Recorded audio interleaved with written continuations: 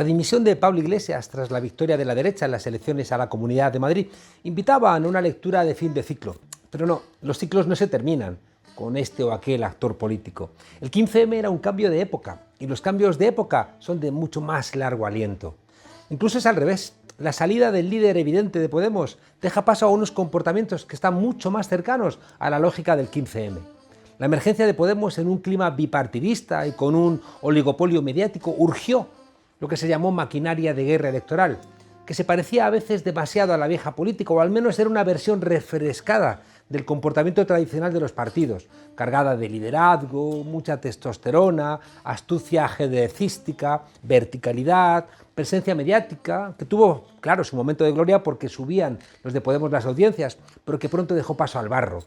La ausencia de Pablo Iglesias deja paso a un liderazgo femenino y plural, marcado por Yone Belarra, Yolanda Díaz, Irene Montero y tantas otras, que es coral, menos caudillista, por tanto, más horizontal, menos imitador del centralismo democrático tan propio de los partidos, mucho más deliberativo, más joven y al tiempo con más diálogo con las generaciones mayores, menos marcado por la capitalidad madrileña, menos patriarcal, más sensibilizado con la inmigración. Recordemos que el 15M bebió mucho de la plataforma de afectados por la hipoteca que las construyeron sobre todo inmigrantes. Y, en fin, un movimiento que hace causa común, ahora con la preocupación medioambiental que es común a las nuevas generaciones.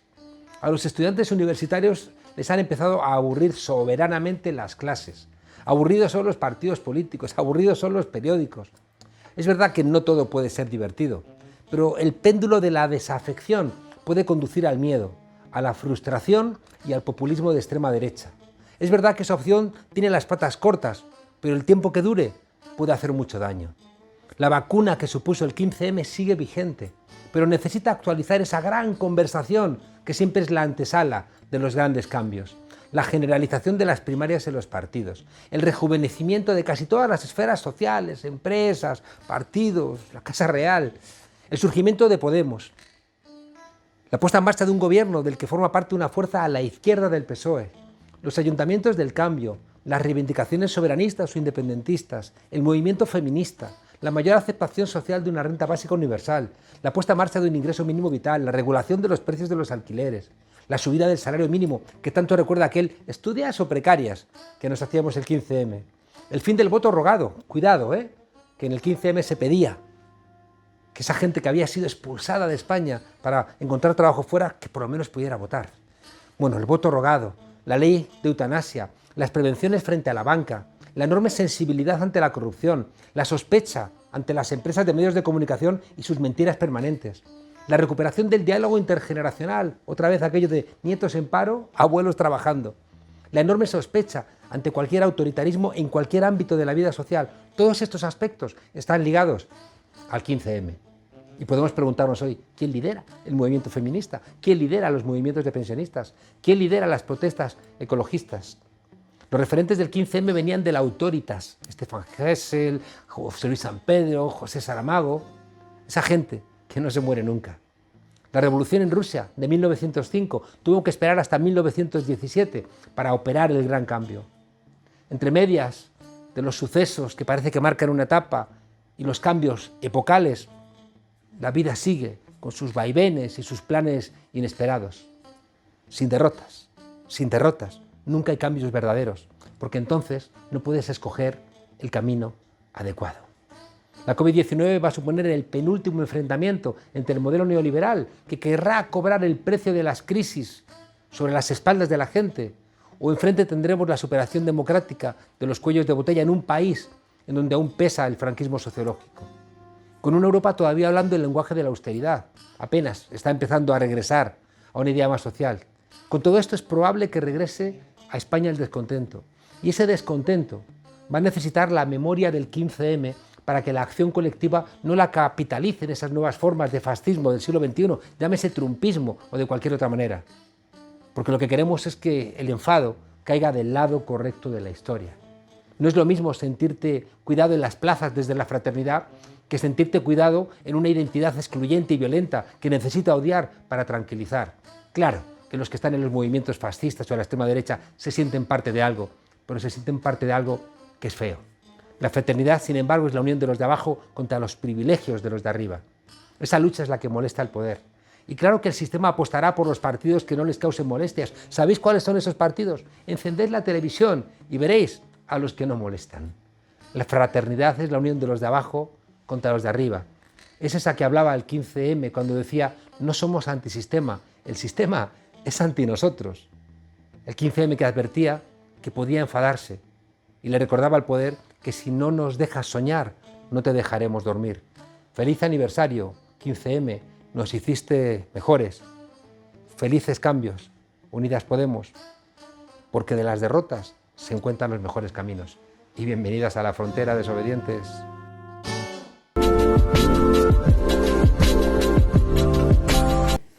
Víctor Ríos, catalán, nacido en Barcelona, es historiador, trabaja con el Centro de Estudios sobre los Movimientos Sociales de la Universidad Pompeu Fabra. Estuvo en la dirección de Izquierda Unida, acompañó a Julio Anguita hasta su último aliento. Fue compañero discípulo de Manuel Sacristán y de Paco Fernández Buey, y es una de las personas que creo que ha acompañado de una manera más intensa a la izquierda en una buena parte de sus recorridos, tanto en los partidos como en movimientos sociales, como el Frente Cívico. En este momento convulso, qué mejor que hablar con un senior. Víctor. Muchas gracias, Juan Carlos, por lo de senior. Oye, hoy salen encuestas sobre Cataluña donde el bloque de izquierdas gana al bloque de la derecha. Bueno, vamos a ver, a lo mejor gana, supongo yo, en preferencia entre muchas personas en Cataluña, que si se les pregunta si prefieren un gobierno de las izquierdas o un gobierno independentista, pues no me extrañaría que hubiera más personas hoy ya que prefieren un gobierno de izquierdas a un gobierno independentista. En ese sentido, porque, claro, en el Parlamento catalán esta vez ha salido un parlamento teóricamente el más de izquierdas de la historia de Cataluña.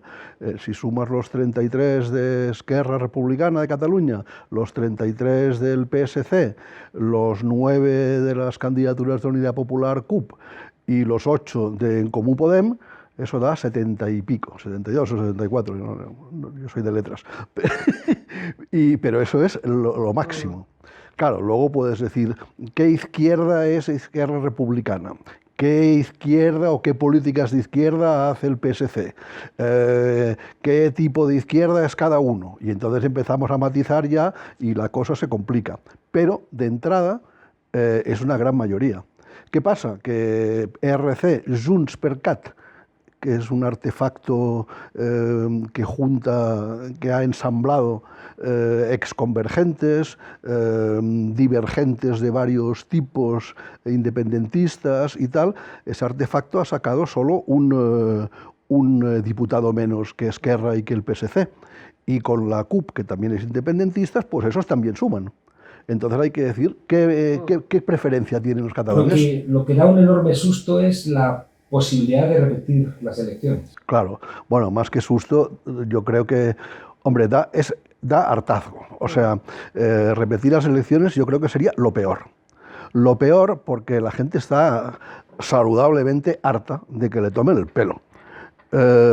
Y seguramente si ya hubo una abstención altísima, que no solo es atribuible a la pandemia, compárese con Madrid en las últimas autonómicas, pues la abstención ahora todavía puede ser mayor, por la desafección hacia la política y hacia las instituciones. Una gente a la que se le elige y que es incapaz durante 3 meses de llegar a acuerdos de gobierno. Eso y las desigualdades es el alimento por excelencia de los extremismos de derecha. Por supuesto, por supuesto. Yo creo que en una repetición de elecciones, culturalmente y políticamente hablando, digamos, más allá de que un partido gane unas décimas y un diputado o 2 y otro pierda otras décimas, ¿no? Quien gana hoy es la extrema derecha autoritaria. ¿Y quién está asustado para no atreverse a tomar decisiones que podrían salir de este atolladero? Es que yo creo que están metidos, por decirlo de alguna manera, en el campo independentista están metidos en una dinámica cainita entre ellos, Porque ya no se puede hablar del independentismo como un bloque, en mi opinión. Hay independentismos varios. Ya no es lo mismo, porque como Esquerra Republicana ha aprendido la lección de lo que pasó en el octubre del 17 y cómo Junts per Catalunya sigue en un mundo mágico buscando una Arcadia feliz sin tener en cuenta correlaciones de fuerzas, más allá de... Te lo preguntaba, perdona, porque, sí. Porque tengo la sensación de que Esquerra Republicana sigue teniendo miedo de que le monten la que le montaron el otro día delante de su sede, de que les acusen de no ser lo suficientemente independentistas o catalanes o cualquier tipo de insulto por la identidad por medio. Claro, que una persona que está en la cárcel como Oriol Junqueras recibiera en la puerta de su sede gritos de Junqueras, púdrete en la cárcel, y esos gritos de Junqueras, púdrete en la cárcel, no venían de la extrema derecha, en este caso española, sino que vendrían de lo que yo llamaría la extrema derecha catalana refugiada en Junts per Cat, que es una de las tribus que están dentro de Junts per Cat. Es muy duro. Muy injusto, por supuesto, muy injusto. Feo y por eso una de las quejas de que ¿dónde está el seny catalán, no? ¿Dónde está? Bueno, la Rauxa, porque es el seny y la Rauxa es el binomio, ¿no? Y el seny está en crisis, está desaparecido, y la Rauxa está desbocada, en algunos. Claro, luego, pero digamos, no se puede hablar solo de esas contradicciones y que es claro, Esquerra pues actúa con pies de plomo y con prudencia para eso, para que no se le tache de que por tener una vía más amplia, más sensata, sin renunciar a sus aspiraciones, pero leyendo mejor la realidad y las correlaciones de fuerzas y estando además en una posición en el conjunto de España en la que está en un bloque que facilitó la investidura, a diferencia de Junts per Catalunya, ¿no? La investidura del gobierno de coalición. Eso es una cosa, pero Esquerra tiene otro pie en la izquierda. Y ahí hay un veto cruzado que es paralizante, un bloqueo entre Esquerra Republicana de Cataluña y el PSC, y el Partido de Cataluña, que tiene su explicación histórica, por supuesto, pero que en estos momentos yo creo que es muy mal recibida por cada vez más gente. Es decir, son distintos, sí, pero entiéndanse. ¿El PSC está haciendo lo que debe o también está un poquito expectante a ver por dónde sale el sol? Yo, francamente, entiendo y respeto las lógicas de todos los partidos de izquierdas que hay en Cataluña y intento ponerme en los zapatos de cada uno y entenderlas todas. En el caso del PSC, mi opinión es que el PSC tendría que tener en cuenta el cuadro del conjunto del Estado. Esquerra Republicana está dando su apoyo, dio su apoyo a la investidura de un gobierno PSOE Unidas Podemos. Esquerra Republicana ha votado los presupuestos, etc. ¿Por qué el PSC no puede hacer lo mismo en Cataluña? Es decir, llegar primero, decir, es que quedamos los primeros. Bueno, como Arrimadas, como Ciudadanos, en paz descanse, llegaron los primeros. Pero eso no quiere decir que tenga capacidad él de articular un bloque, no lo tiene. En cambio, sí. Está pensando que ya ha regresado el Mundo Val al Parlamento como si hubiera estado de Erasmus 6 meses, ¿no? Y regresa allí y no pasa nada, ¿no? Claro. Bueno, es que lo de Ciudadanos es patético, pero es anunciado. O sea, lo fabricó el IBEX y el Banco de Sabadell para hacer un Podemos de derechas, y cuando no lo han necesitado o cuando Albert Rivera se equivocó, porque Pedro Sánchez, en mi opinión, hubiera estado encantado de tener a Albert Rivera de vicepresidencia, sin coleta, se hubiera ahorrado la coleta del vicepresidente Pedro Sánchez, colocando a Albert Rivera y 180 diputados juntos hubieran sumado. Pero claro, Albert Rivera dijo, yo tengo 57, el PP tiene 66, yo voy a ser el líder de la derecha y no migajas de subalterno de Sánchez. Y bueno, de esos polvos, esos lodos, ¿no? Oye, por cerrar de Cataluña, que quiero hablar de otras cosas contigo. Sí. No, yo te digo, perdona, ¿se puede cortar al entrevistador sin ningún tipo de pudor? Disculpe, vale. Es que uno de tu sabiduría, No. piedad. Usted cierre como quiera lo de Cataluña. Yo solo le apunto que creo que es posible ya hoy un acuerdo de Esquerra Republicana, PSC, los comunes y la CUP si quiere, y que eso sería cambiar el chip por completo. Y si es que Esquerra acepta a los comunes, voy a decir algo que no se dice en Cataluña en estos momentos, yo me aventuro a decir lo siguiente: Esquerra está de acuerdo en hacer un gobierno con los comunes, pero quiere a otras gentes y no quiere al PSC. El PSC está de acuerdo en hacer un gobierno con los comunes, pero no quiere a Esquerra. Bueno, pues oye, yo por sentido común digo, si los comunes son aceptados en el gobierno por Esquerra y el PSC, ¿por qué no se hace algo a la danesa? Es decir, aunque los comunes sean más pequeñitos, pero son los que tienen capacidad de entendimiento entre unos y otros, ¿por qué no colocar de presidenta a Jessica Albiach de los comunes con el apoyo de Esquerra y del PSC? Uno de los dos en el gobierno, el otro apoyando desde fuera, y estoy convencido de que los comunes con Jessica Albiach tendrían el sentido común y tal, de que no se les subiría a la cabeza, sabrían por qué tendrían la presidencia, y eso es posible también. Yo te iba a preguntar para cerrar lo de Cataluña precisamente en esa dirección, porque tengo la sensación de que lo que siempre se ha dicho en Comú Podem, que nadie vota al árbitro, y al final sí, al final sí, el árbitro hace falta, es decir, esta gente que en ese choque de trenes que parecía que nos conduce pues, a otras elecciones, a lo mejor dices, pero ¿esto qué es? ¿No? En cambio, Jessica Albiach sí que ha demostrado esa sensatez, ¿no? Al final el Sein es femenino. Efectivamente, ahora parece que el Sein va a ser femenino y yo también me alegro de eso, porque han defendido el diálogo frente a dos bloques, a un choque de bloques.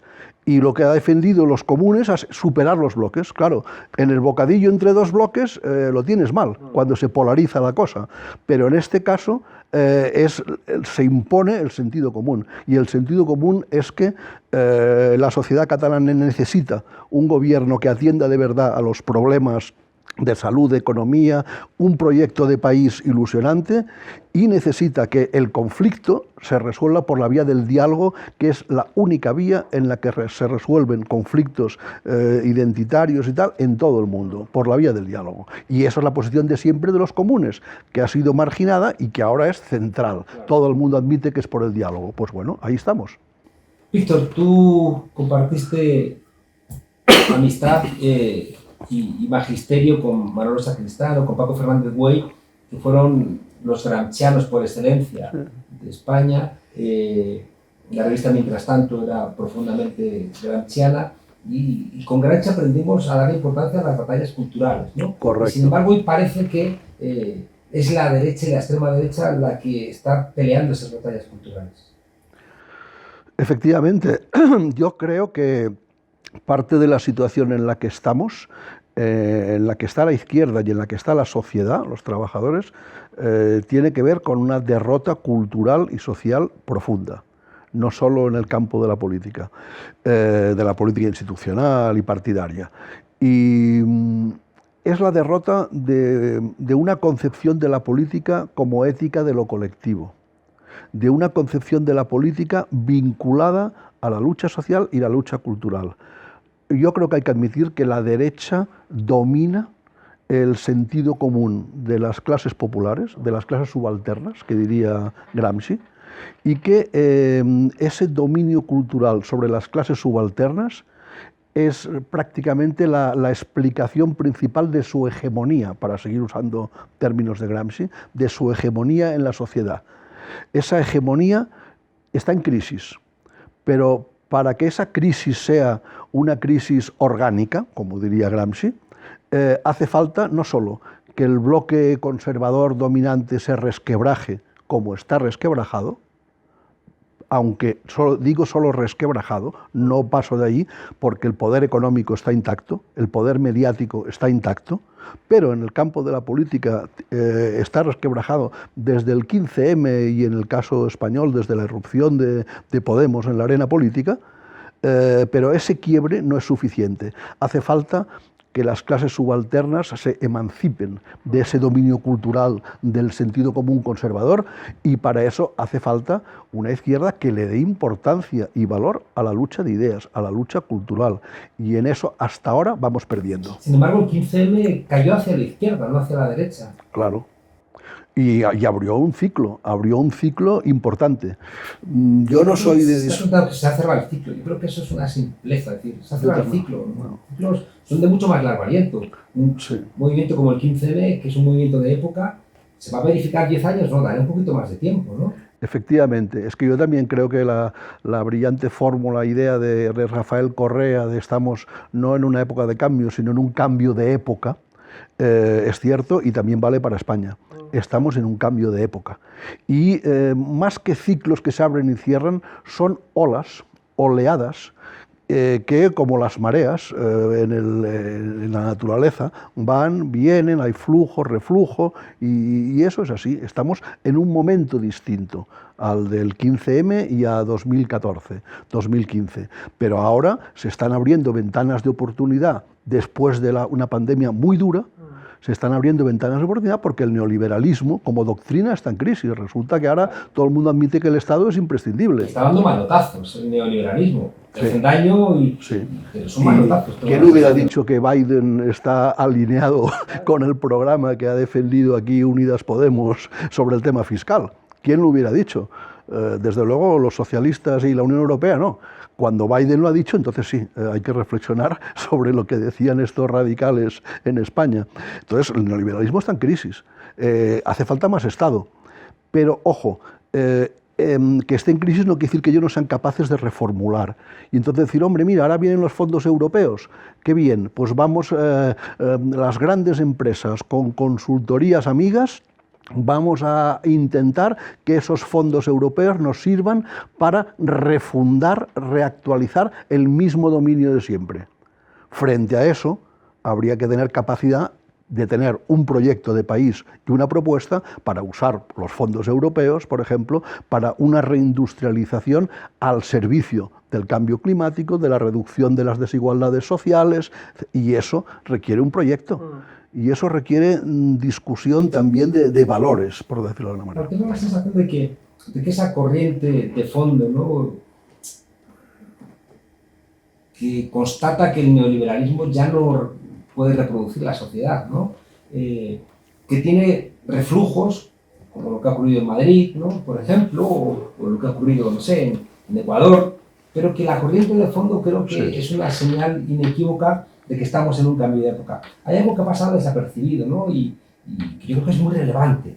Yo creo que es un logro, no tanto del 15M, pero sí de lo que significa el 15M. Tú como una persona que ha vivido el nacionalcatolicismo español, fíjate la que lo has sufrido. Lo has sufrido. Recuerda la que le montaron a Zapatero con el matrimonio homosexual. Sin embargo, se ha aprobado una ley de eutanasia que va mucho más contra elementos más sustanciales del catolicismo, y sin embargo se ha asumido, se ha aceptado, ¿no? Lo cual me hace pensar que están pasando cosas profundas que van en una dirección contraria del modelo neoliberal, que van en una dirección contraria del autoritarismo, que le falta para cuajar, pero que está en marcha. Sí, estoy de acuerdo.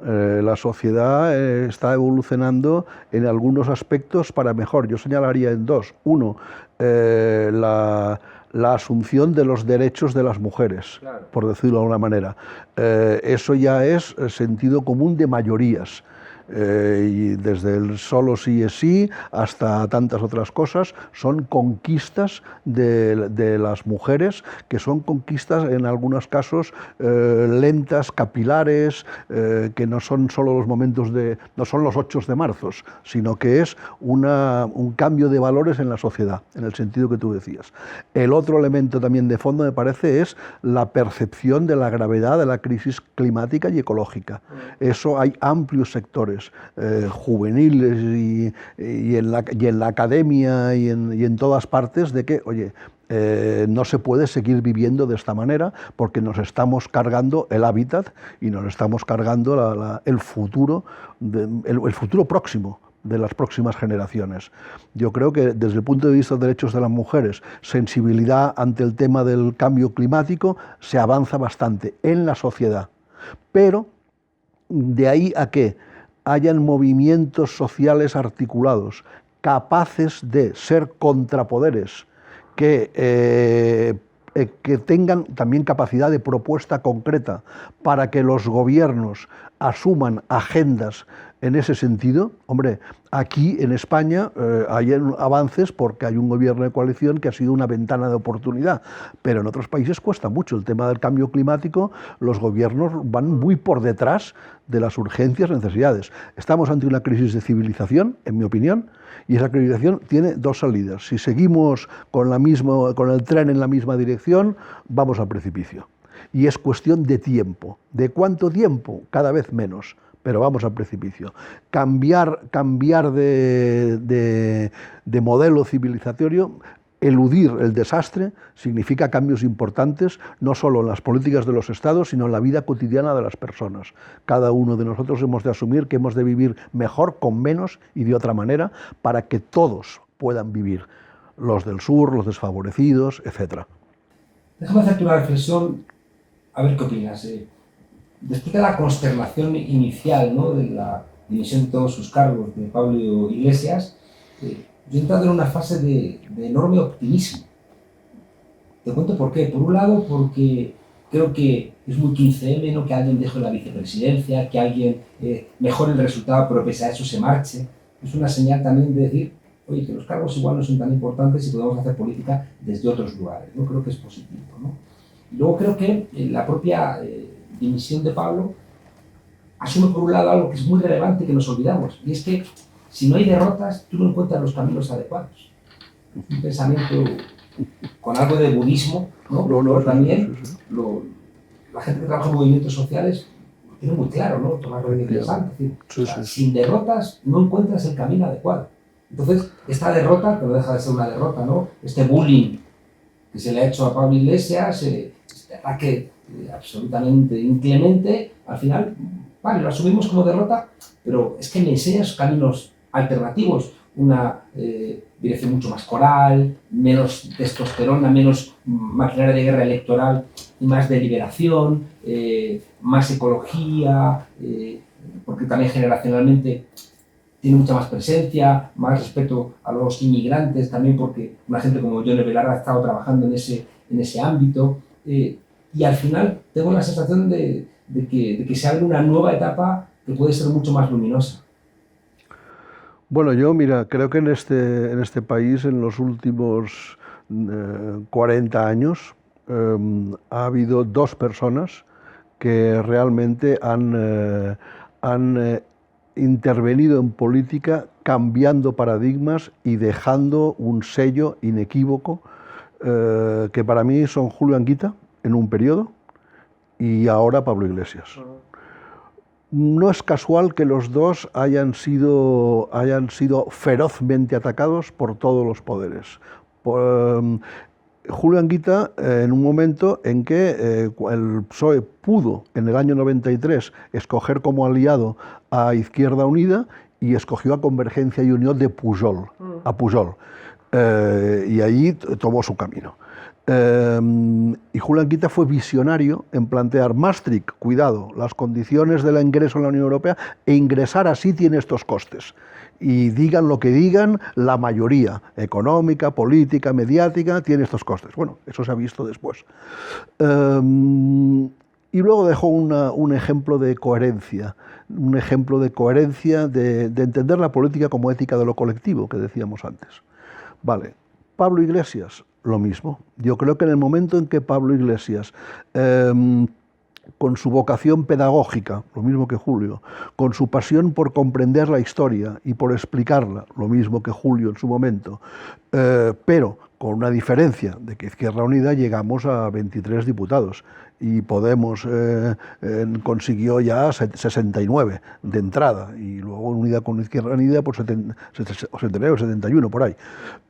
Claro, eso ya era, caramba, había conseguido saltar una frontera, rebasar una barrera que en Izquierda Unida... Rompió el plan de la transición que que contaba con que nunca una tercera fuerza política iba a entrar en el Parlamento con esa fuerza. Que el bipartidismo PP-PSOE, PSOE-PP, con unas gotitas de PNV o de Convergencia, iban tirando. Claro, en el momento en que desdeñan al 15M, dicen, oye, meteros en política, en vez de estar tal, si tenéis narices, dicho de otra manera, vale, lo vemos, ahí estamos. Pum, 69 diputados, podemos ser decisivos y vamos a por más. Con los movimientos sociales, caramba, la maquinaria de los poderes económicos, mediáticos, de la derecha política y del propio Partido Socialista, que se veía amenazado en su papel de segunda pata del sistema de la transición, de legitimador de la monarquía, porque la monarquía sin el apoyo del Partido Socialista no se legitima, no es la derecha quien legitima la monarquía, etcétera, etcétera. Cuando vieron esto, toda la artillería pesada, toda la brunete mediática. Y claro, Pablo ha sufrido lo que sufrimos nosotros, lo que sufrió Julio en primera persona en su momento, pero multiplicado, porque la amenaza era multiplicada también en esta situación. Pero estoy de acuerdo contigo en que de las derrotas se aprende, más que de las victorias, normalmente, y que esta derrota es una oportunidad de reflexión autocrítica, crítica para afinar el análisis de cómo está la sociedad, de por qué el ayusismo tiene un componente cultural que ha penetrado en clases medias, en autónomos, en trabajadores autónomos, y cómo se ha producido esa penetración, que es un espacio vacío que ha dejado la izquierda, probablemente, en el terreno cultural. Por tanto, analizar bien cómo estamos, en qué momento estamos, y a partir de ahí emprender una trayectoria que yo creo que es esperanzadora, pero eso requiere lucha social, ver que no solo con el diálogo se solucionan las cosas en la correlación de fuerzas frente a los poderosos, sino que el conflicto ayuda a organizar la voluntad colectiva de las gentes, y que eso es importante, y que el movimiento de pensionistas permanente fue importante para apretar a que no se tirara atrás en el tema de las pensiones, y sigue siendo importante que la reforma de las pensiones no vaya contra los pensionistas, y ahí ha de haber no solo una voluntad del gobierno en la correlación de fuerzas que hay ahora, sino un movimiento de pensionistas que apriete y ayude a que la parte del gobierno que esté dispuesta a defender unas pensiones públicas dignas y tal, tenga un apoyo externo, que no sea solo la banca la que presione, y lo mismo en otros casos, en otros temas, y el movimiento feminista debe estar presente, movimiento ecologista también, contrapoder social. Y yo creo que hay una tarea pendiente de que las fundaciones de las organizaciones de izquierdas, las revistas y tal, asuman una reflexión y proyecten un trabajo cultural hacia la sociedad que permita esa lucha de ideas y permita también que el compromiso de la gente tenga un sentido. Hay que vitalizar el compromiso por abajo, en mi opinión, de las militancias políticas y sociales, pero eso requiere incentivos para ese compromiso, que no puede ser solo ser mano de obra en campañas electorales ni votar listas internas o externas. Tiene que ser un compromiso de ayuda, de intervención en la sociedad, tiene que ser recibir insumos culturales. Es decir, hay que repensar el compromiso, pero ese compromiso por abajo es fundamental para que haya articulación en un contrapoder social y cultural que dé las posibilidades. Entonces, sembrando en lo social y lo cultural, se puede recoger en lo político. Julio Anguita hablaba de que veía la política como un arte agrario. Hay que sembrar para poder recoger. Y si te crees que vas a sembrar solo en campañas electorales, has llegado tarde. Y sembrar en lo social y en lo cultural, para luego recoger en lo político. Tomo nota de la parte que me corresponde. Me acordaba que tengo escrito un libro con Anguita y escrito un libro con Pablo Iglesias. Correcto. Lo cual, también estás en medio. Algo me va a tocar hacer por ahí. Izquierda Unida nace de un movimiento social que es el No a la OTAN. Sí. Y no solo No a la OTAN y las huelgas generales. Las huelgas generales, claro. Las dos cosas. Y Podemos nace del 15M, que son movimientos sociales. Sí. Por eso creo que el aliento es largo. Víctor, muchas gracias por tu mirada optimista. Tú siempre, galanteamente, El análisis es siempre oscuro porque luchamos contra gigantes, pero después el optimismo de la voluntad. Pesimismo de la inteligencia más optimismo de la voluntad, igual a pesimismo esperanzado. Que así sea. Gracias por acompañarnos aquí en la frontera. A vosotros, muy honrado por estar en esta frontera para saltar más fronteras. Así será. Me gusta ser una zorra, me gusta ser una zorra, me gusta ser una zorra,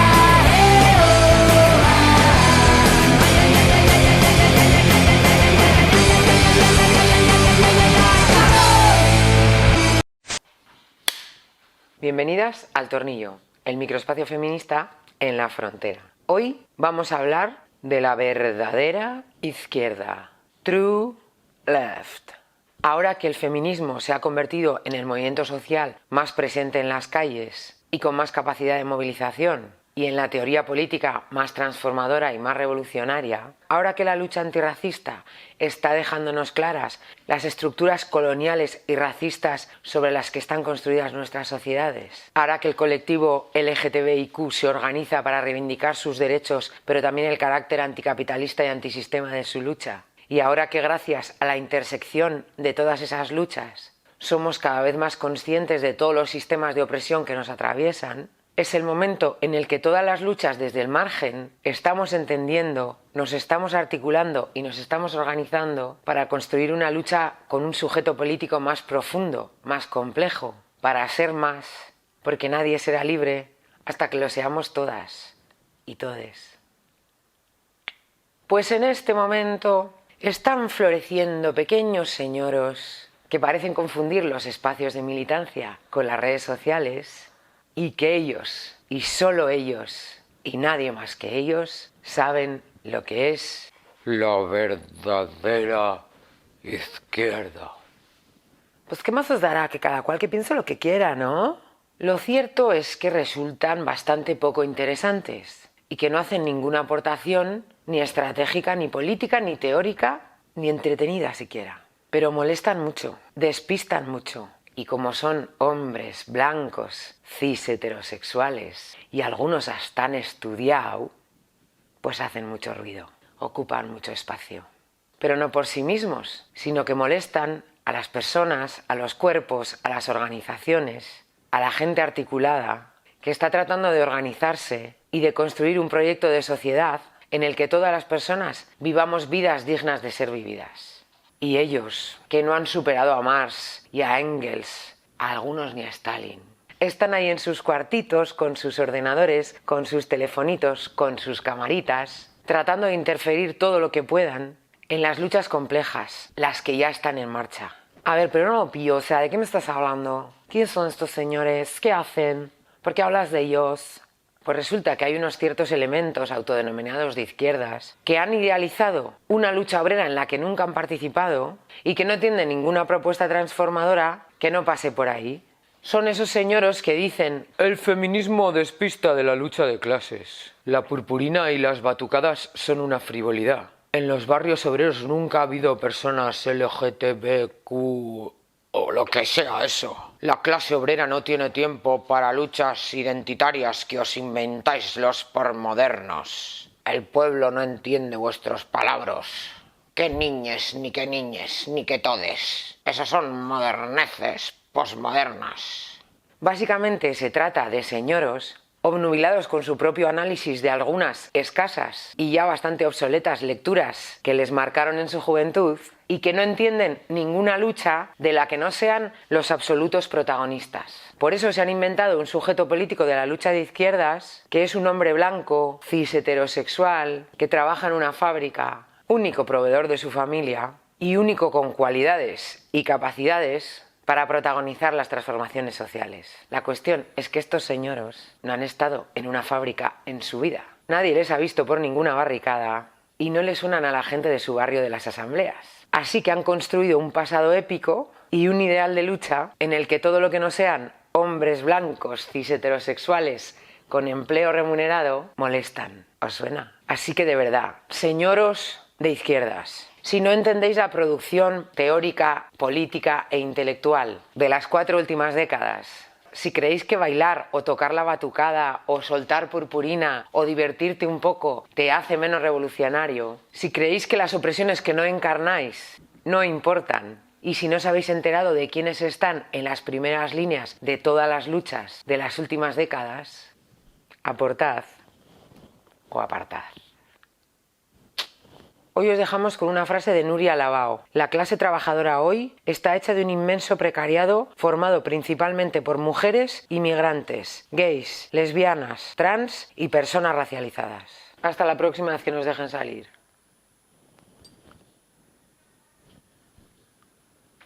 Me gusta ser una zorra.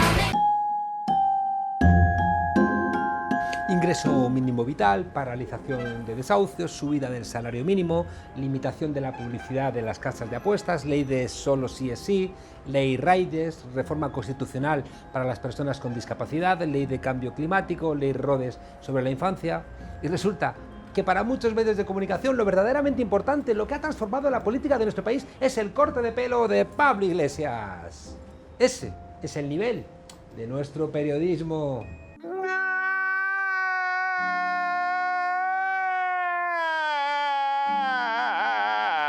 Que mueran 67 palestinos, entre ellos 17 niños por los bombardeos de Israel contra Gaza. Eso es una información menor.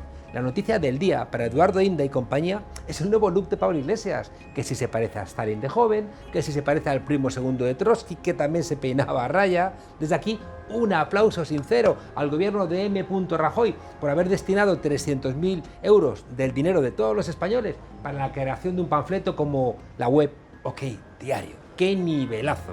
Ahora nos explicamos por qué sus profesionales copan la mayoría de las tertulias políticas en las televisiones. Cualquier día descubren, no sé, que igual yo me parezco al Strelnikov de Dr. Zivago y van y les dan el Pulitzer.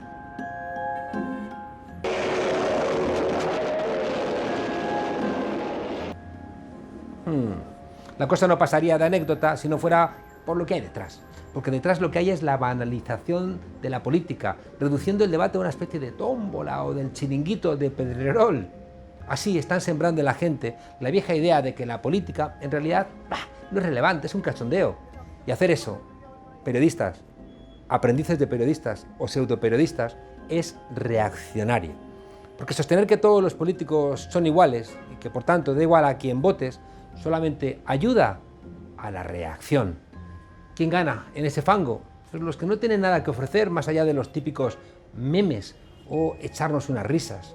Los Trump, los Ayusos, los Abascal. Ensalada mediterránea, pops de pollo, con una bebida hamburguesa de pollo infantil con patatas otro día.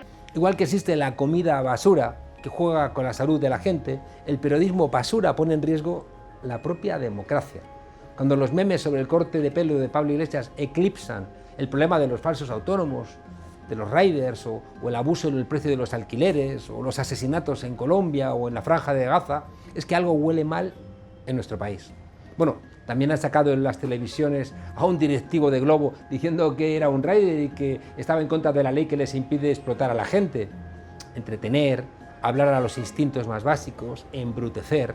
Los medios han regresado a su esencia tras el paréntesis del 15M que politizó a España y nos hizo más exigentes. Esa inmundicia que vemos todos los días en los medios solamente está a la altura de la falta de respeto que se tienen a ellos mismos. Esto es como el ladrón que tira un hueso al perro guardián para entretenerle. Mientras la gente roe la nueva imagen de Pablo Iglesias, olvidan, no sé, que una ley de la vivienda pendiente lleva más de 4 meses de retraso. Como diría Gila, me habéis matado un hijo, pero y lo que nos hemos reído, volverán los recortes, como las oscuras golondrinas, nos dejarán sin servicios públicos, seguirán robando los que siempre han robado, pero y lo que nos hemos divertido. Y cuando vayamos, por ejemplo, en Madrid al especialista, nos darán cita para dentro de 6 meses. 6 meses donde seremos inmensamente libres, 6 meses de felicidad y de libertad. En fin, que hasta la semana que viene, desobedientes. No me jodas.